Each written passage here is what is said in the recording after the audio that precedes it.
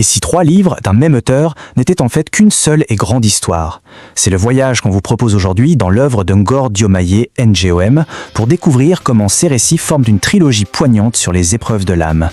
Cette question, en fait, c'est le fil rouge qui va nous guider. Elle touche à cette solitude cachée qui accompagne souvent celles et ceux qu'on admire le plus. C'est vraiment le cœur de tout.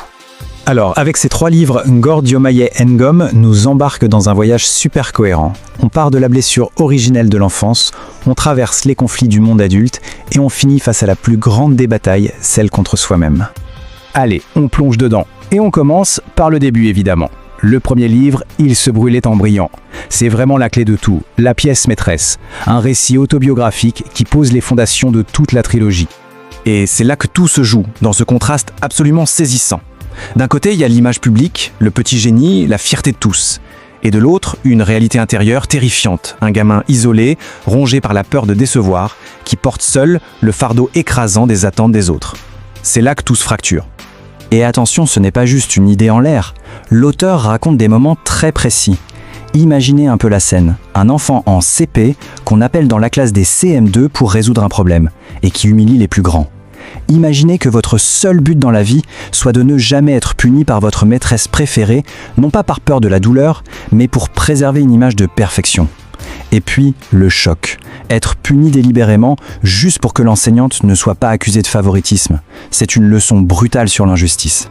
Et cette citation, franchement, elle résume tout parfaitement. C'est cette prise de conscience hyper douloureuse que le fait de briller, ça ne protège de rien.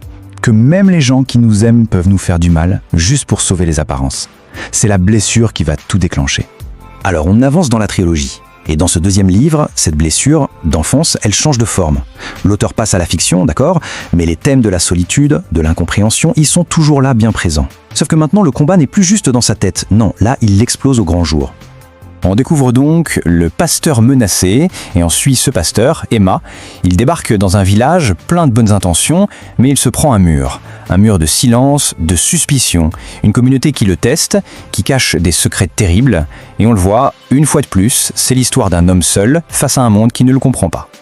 Et là, la tension monte, mais de manière progressive, ce qui rend la chose encore plus angoissante. Ça commence par un silence lourd, pesant.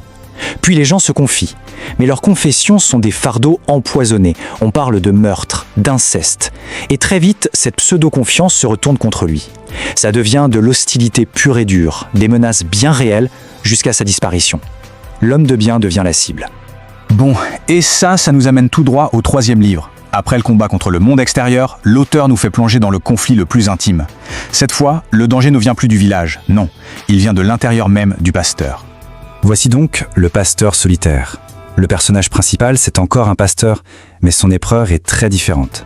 C'est une crise de foi, de tentation. On n'est plus dans les sombres secrets des autres, mais face à ses propres démons. Son intégrité mise à l'épreuve par la séduction. La scène est très forte, la tension est vraiment palpable. Valérie arrive, tend son piège et passe à l'acte. Le pasteur est d'abord sidéré, puis il réagit avec force, la repousse, la chasse. Et paf, scandale public. Et c'est ça qui est fou, il fait le bon choix. Et pourtant, c'est lui qui se retrouve condamné sur la place publique. Mais attention, l'histoire ne s'arrête pas là. Ce serait trop simple. L'auteur ajoute une vraie profondeur au récit. On découvre que Valérie n'est pas juste une méchante séductrice, c'est une victime elle aussi. Ses actions sont le fruit d'un traumatisme profond. L'auteur nous montre ici la blessure, la fragilité humaine, des deux côtés du conflit. Ok, maintenant qu'on a vu les 3 livres, il est temps de tout rassembler. Comment est-ce que ces 3 histoires, l'enfant, le pasteur menacé et le pasteur tenté, finissent par former un seul et même message puissant? Eh bien, la réponse, la clé de tout, elle tient en quelques mots à la fin du premier livre. Après avoir décrit toutes les souffrances de cet enfant brillant, l'auteur lâche cette bombe. Cet enfant-là, c'était moi. Et là, tout prend sens. C'est le cœur battant de la trilogie. À partir de là, le lien devient limpide.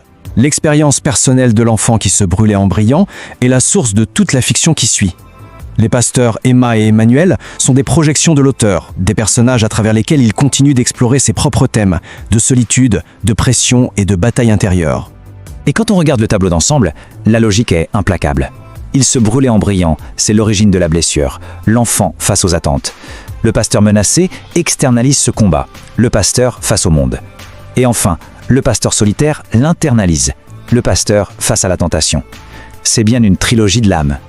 Alors, au final, que faut-il retenir de ce parcours? Le message ultime, c'est que la force véritable ne réside pas dans une perfection sans faille, mais dans la capacité à reconnaître sa propre fragilité, et par extension, celle des autres. C'est une immense leçon d'empathie et d'humanité. Et tout ça, ça nous laisse avec une question essentielle pour notre quotidien. Quand on regarde autour de nous, dans nos familles, au travail, qui sont ces personnes qui brillent, mais qui, en silence, se consument? Et surtout, que nous apprend l'œuvre de Ngor Diomaye Ngom sur la manière de les voir, de les comprendre et de les soutenir?